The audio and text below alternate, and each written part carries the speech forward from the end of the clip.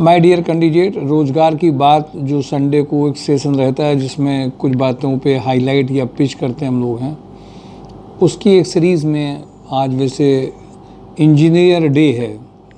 Engineers को आज engineers day के नाम से जाना जाता है। गूगल में सर्च करेंगे तो इंजीनियर डे आएगा। जब मैंने जॉब हंट ड्राइव ग्रुप में आज मॉर्निंग में इंजीनियर डे का एक मैसेज पढ़ा तो बहुत सारे विचारों की सीरीज़ चालू हो गई। माय डियर कैंडिडेट, हमारे देश में इंजीनियर और डॉक्टर दो ही लोगों को जाना गया है। पेरेंट्स अगर बच्चे का इंजीनियर में हो जाता है तो बहुत अच्छा मानते हैं।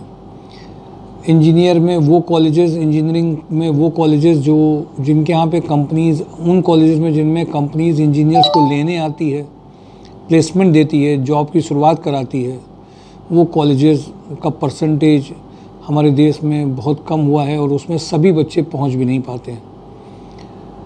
इसलिए ये बात समझना ज़रूरी है कि क्या हमारी इंजीनियरिंग एजुकेशन कंप्लीट करने से कहने के लिए तुम इंजीनियर हो गए, बट क्या जिसके लिए हमने इन्वेस्टमेंट किया, जिसके लिए पैसा लगाया इंजीनियरिंग में, क्या वो कॉलेजेस से हमें जॉब मिली कि हम जॉब ढूंढ रहे हैं और ढूंढने के बाद भी हमें क्या उसी सेक्टर और उसी प्रोफाइल की जो डिज़ायर और ड्रीम जॉब होती है क्या वो मिल पाई?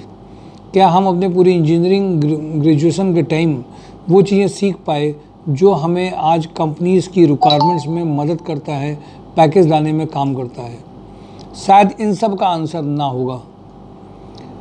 केवल 1%, 2% कैंडिडेट जो होते हैं उनके पास अगर एक्सपीरियंस अच्छा है, नॉलेज अच्छी है, पढ़ाई अच्छी है, तो और कैंडिडेट को अच्छे फैकल्टी, अच्छा एनवायरनमेंट नहीं मिल पाता है जिससे वो अपनी इंजीनियरिंग क्वालिफ़िकेशन को जस्टिफाई कर पाएँ कंपनीज़ के इंटरव्यूज़ में।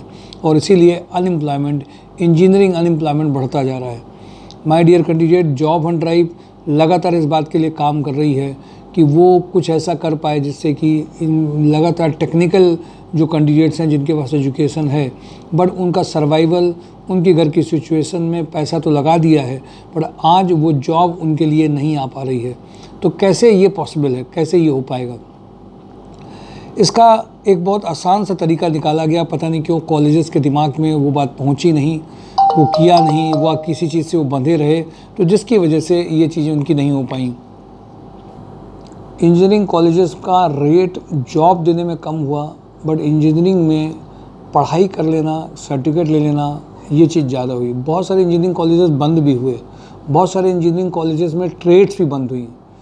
वो ट्रेड्स में आया जिनमें कुछ जॉब या कुछ इनका ज़्यादा क्रेज़ है। वैसे तो कोई आजकल कॉलेजेस में एडमिशन जिसमें ज़्यादा लोग ले रहे हैं वो उसके हिसाब से इंजीनियरिंग की डिग्रियां बांटते हैं, जबकि होना ये चाहिए कि जिसमें प्लेसमेंट आप दे पा रहे हो, जिसमें कंपनीज जॉब के लिए आ रही हों, उनमें हम अगर पूरा माहौल बनाएं, काम करें तो ज़्यादा अच्छा है।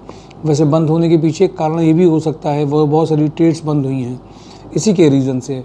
आज मैं न्यूज़ देख रहा था कि आज टेक्सटाइल में बहुत सारे लोगों की आज वो सीट ही नहीं भर पाती हैं। ऐसे इंस्टीट्यूट्स ओपन हैं जो उनमें सीट पूरी हो नहीं पाती हैं।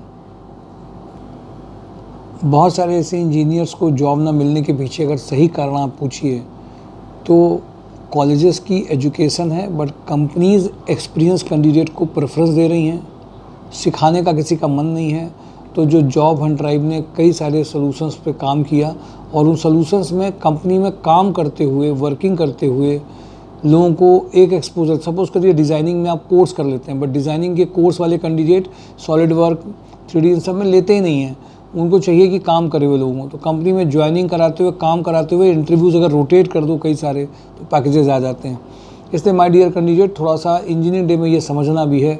आज मैं देख रहा था टेक्सटाइल में किसी की वहाँ पे इंस्टीट्यूट्स में जा नहीं रहे हैं लोग, इसलिए नहीं जा रहे हैं क्योंकि वहाँ पे जॉब अपॉर्चुनिटीज़ कम है और लोग इंजीनियरिंग की ओर कहने के लिए इंजीनियर तो बन जाते हैं बट वास्तव में इंजीनियरिंग की जो डिग्री है जस्टिफाई आप तभी कर पाएंगे जब आप बेसिकली अर्निंग करना चालू होगा। अर्निंग के लिए सिर्फ रिज्यूम की जो शॉर्टलिस्टिंग है, सीवीज़ की जो शॉर्टलिस्टिंग है, आपने किस कंपनी में क्या किया, प्रोजेक्ट किया, इंटर्नशिप करी, कौन से बेसिस पे करी, उनके यहाँ पे जो काम हो रहा है, जो जेडी है उससे कुछ मैच कर रहा है कि नहीं कर रहा है, एक्सपीरियंस है कि नहीं है, स्टील के हो तो स्टील का कुछ है कि नहीं है, मैन्युफैक्चरिंग इंजीनियरिंग में ऑटोमोबाइल के तो ऑटोमोबाइल का क्या है कि नहीं है, उस तरह की चीज़ों की प्रेफरेंस प्रायोरिटी बन जाती है। इसलिए बहुत सारे लोग अनएम्प्लॉयड हो जाते हैं।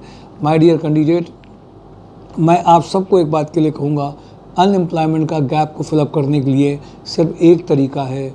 आपने जो पढ़ाई कर ली, जो क्वालिफिकेशन कर ली, जहाँ से भी कर ली, उसके नेगेटिव निकालेंगे तो नेगेटिव निकालते रह जाएंगे और टाइम ख़राब हो जाएगा।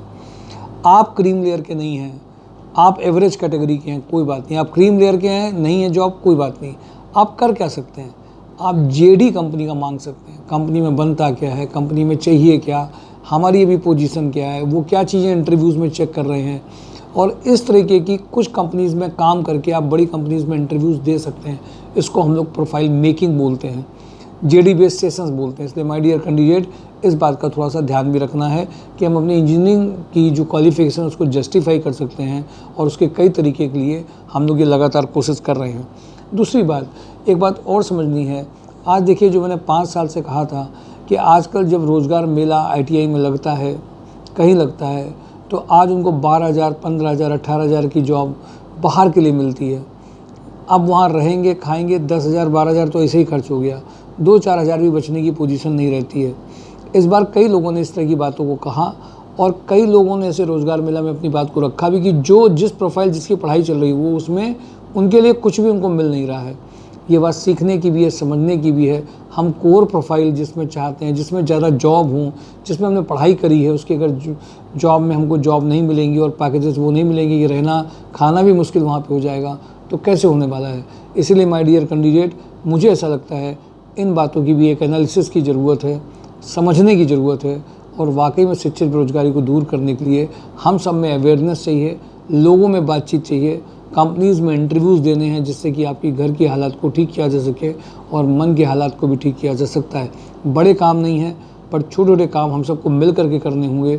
और इसीलिए आज की रोज़गार की बात में मैं आपसे सिर्फ इतनी बात कहूँगा, समझना आपको सिर्फ इतना है, रिक्वायरमेंट है क्या और हम उसको जस्टिफाई कैसे करेंगे। थैंक यू फॉर टुडे रोज़गार की बात।